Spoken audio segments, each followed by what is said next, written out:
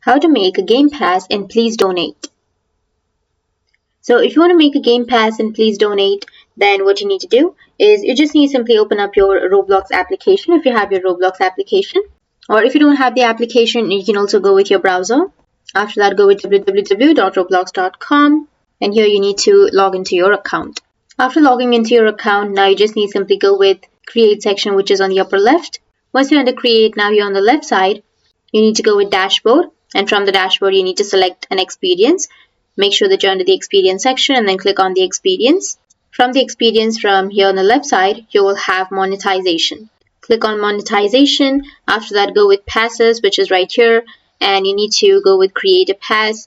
And from here you can upload an image and give it a name and then description. After that, you can click on create pass. Once you've created your pass will be right here under the passes section. Now you just need to simply click on the pass and then go with sales, which is on the left side. And here you need to enter the price of the Robux and make sure that you've enabled item for sale.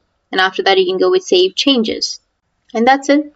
That's how you can make a game pass in Please Donate. And if you have any questions, feel free to comment below. Thanks for watching.